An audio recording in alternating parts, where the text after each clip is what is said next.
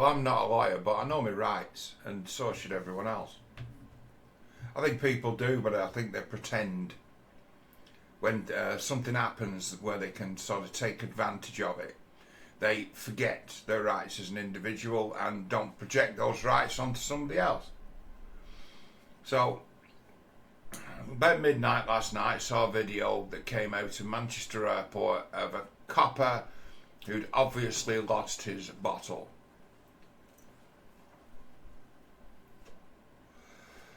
Don't care that the guy was a Pakistani that was getting his head kicked in.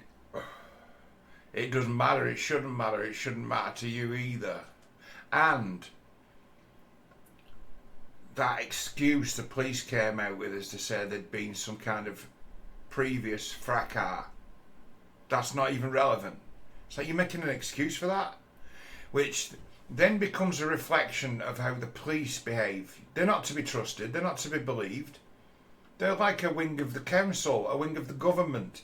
They will lie to cover their own asses and to protect their mates. That's what they do, the police. So, how about for a minute we assume that everybody involved in that's telling lies?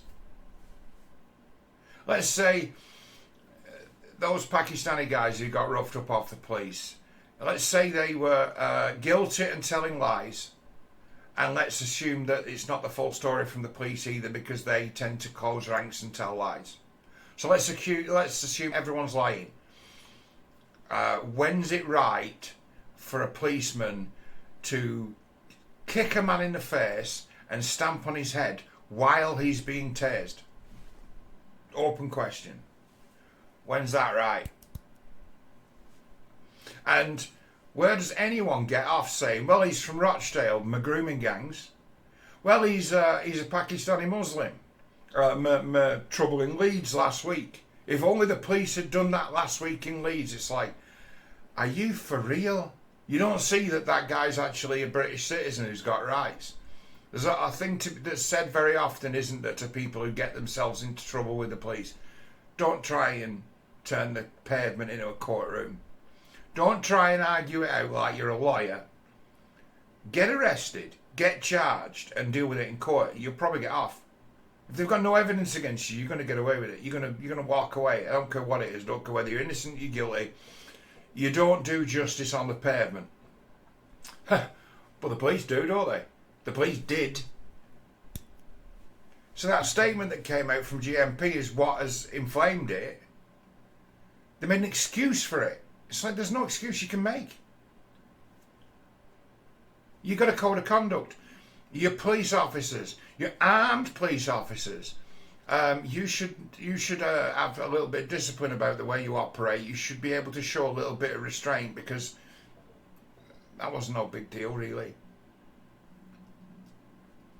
They had those guys under control when the tasers came out. They panicked. And it's like, racist cops, what? Well, you know, we don't see what was going on behind. I know Manchester Airport real well. For one reason or another, I've been there hundreds of times. When them planes come in from Pakistan, there's usually a few hundred brown-faced people getting off that plane. They likely reacted thinking, oh my God, this whole crowd could charge at us. And it's like, they were women and kids, old people. You've traumatised them all. And no extra people, no onlookers got involved.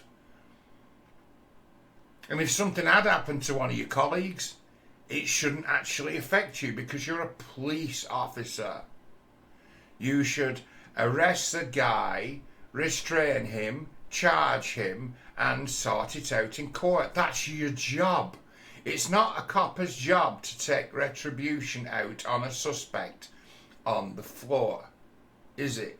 And that's the only question there is. That's it. That's all it's all about. That's all of it. So it's like, assume the cops are telling lies. Assume the suspects are telling lies. What you're left with? You're left with a video of a copper kicking someone in the face and then stamping on their head. And then there's also loads of other videos that people haven't bothered looking at. I sat down and watched them all. It's hard actually to get a timeline of it.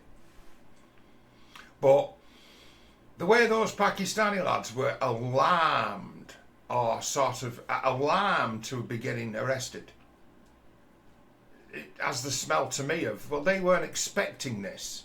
But if you just assaulted 3 police officers, you'd be a bit cooler than that, wouldn't you, when you were getting approached? You'd be a bit cooler than that, because you'd kind of anticipate that they were coming to get you.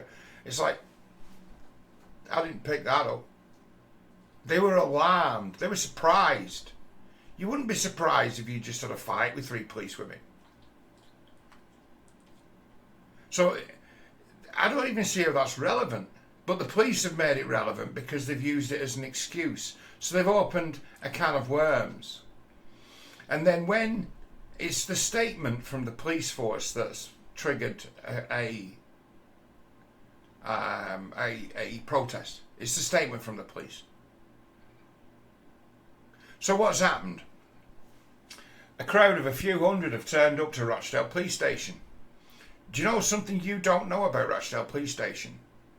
It's not an operational police station. It's manned by one person in the front office, so people can go in there who are on bail and sign to show they're still in the country, that they haven't done a runner. That's what it's for. It's about bail conditions. That's what Rochdale Police Station's for. If you go to Rochdale Police Station to report a crime, right, a policeman has to come from Collyhurst Nick, which is 10 miles away in central Manchester. Someone has to come from Collyhurst to take your statement. We haven't got an operational police station in Rochdale. We've got a shop front and a couple of great big neon signs. You can't be locked up in Rochdale. The police are not based here. Often there's a few kicking around on patrol in Rochdale. There's a few people on duty in Rochdale, but there's no police station. So they've protested an empty building, and then videos of protesting an empty building have gotten on the internet, and it's like these Pakistanis they're taking the police station, they're besieging the police station. It's like there's nobody there. Nobody. It's not an operational police station.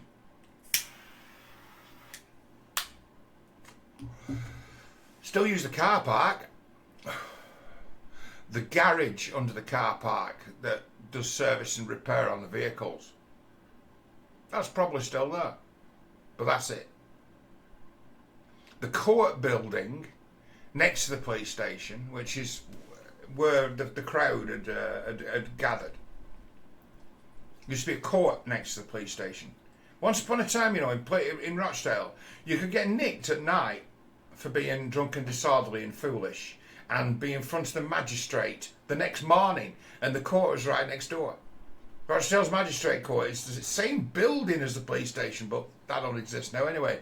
To go to court, you've got to go to Bolton or Manchester. There's no court in Rochdale anymore. There's no magistrate court. So everything takes a lot longer than it ought to.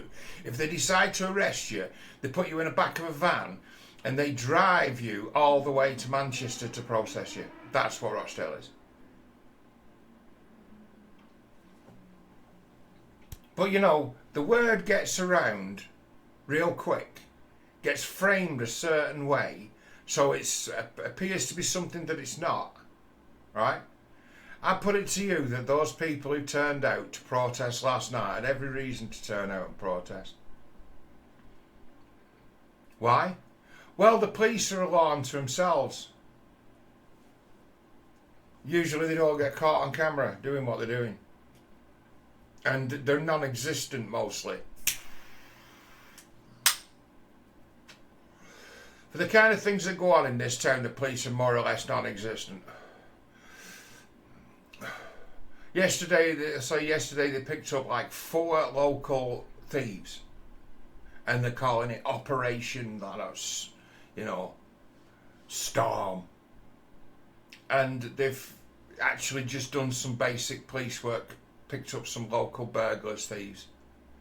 And it's like they have to pretend that this is some kind of dawn raid operation because they don't come to Rochdale very often. They don't actually really operate here. There's no police station. So everything's operation this, operation that. If you get your car stolen, you're better off trying to get your car back yourself. If you get burgled, you're better off trying to get your stuff back yourself.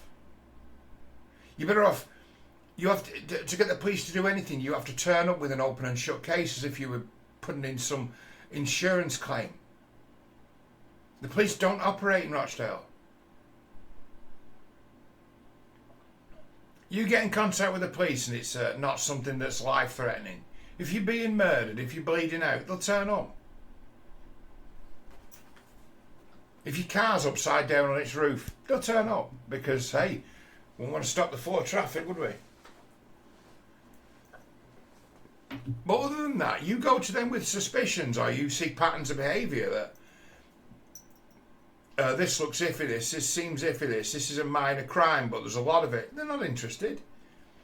Shoplifters don't get... Beggars are a problem in Rochdale. Beggars everywhere. And they work in shifts. They're everywhere. Do the police ever come along and move them on like they do in practically every other town in Britain apart from Glasgow and Edinburgh? Do they come along and move them on to stop them from panhandling, threatening people, threatening behaviour? No. Never. So it's like we've got a problem in Rochdale with a play that it played in the way that it's policed. It's either too much or none. Too much or not at all is the way that Rochdale's policed. So when you get a video come out as to, hang on a minute, it doesn't matter what the guy did, no cop has got a remit or the right to kick your face in while you're on the floor.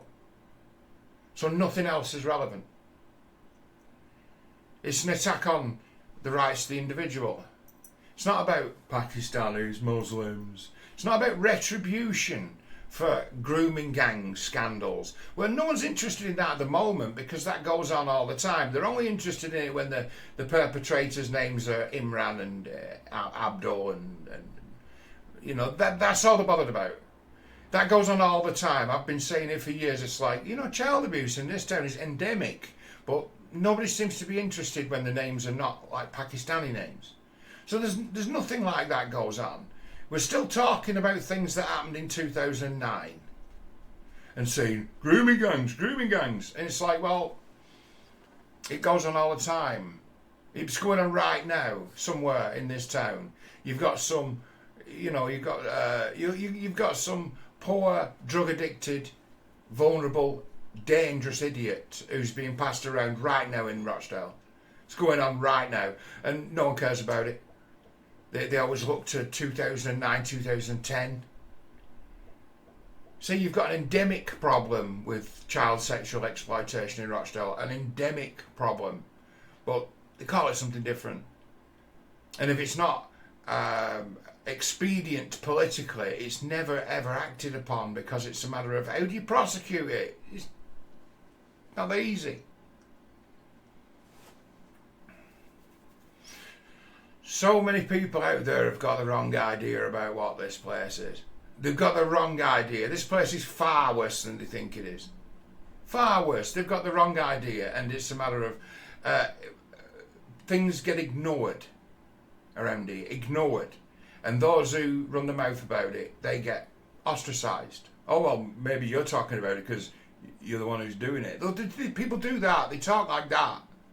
It's outrageous just how this place is policed and governed is a joke.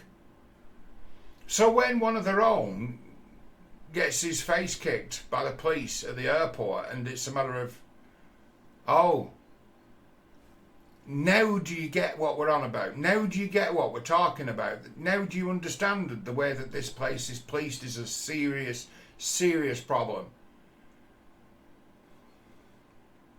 Yes, in Rochdale, you could find yourself in trouble if someone was to choose to report you for something you said on Facebook. I've had that kind of trouble, my good self. I had it where I had someone who attempted to intimidate me by impersonating the police. And I reported it to the police and they said, oh, well, there's nothing we can do about that. It's not illegal to impersonate a police officer. And it's like, well, it is. It's very illegal. But not in Rochdale, because they just make it up as they go along. So it's like, why not, right? Instead of listening to reactionary fucking people who make money out of this sort of strife, grief, why not ask people who know? I know. Plenty of people I know. Why not ask them? Why? Because you can't handle the truth of it. And you don't want to know. Because the truth of it's something that you can't digest, you can't process. So, no, you have to stick to a simplified version of reality that tells you one thing. Where you can pretend that it's 2009 or 2010. You can be completely blinkered and blind to what the place is now. Because I'm not saying it's improved, I'm saying it's got worse. They ignore more now because they're frightened of the repercussions of the truth. But weigh it up.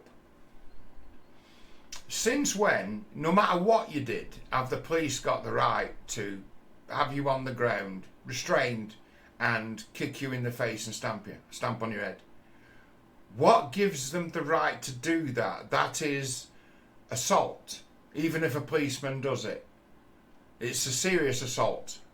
You get to kicking someone in the face when they're on the ground and not be a policeman, and you go to prison for that. You'll always go to prison for kicking someone in the face when they're on the ground. And then stomping on them. You're going to prison for it. And if it's caught on camera, you're definitely going to prison for it. So it's like the police are subject to the law as well. Do some people not understand that? And the actual incident is caught on video. And that's the only thing that's germane. It's the only thing that matters. Say, let's assume everyone's telling lies. You've still got a video of a copper stamping on someone's head. Know the law. Know your rights. I ain't no lawyer, but I know my rights, and I know the difference between right and wrong. Doesn't matter what those kids did. The police do not have the right to stamp on your head.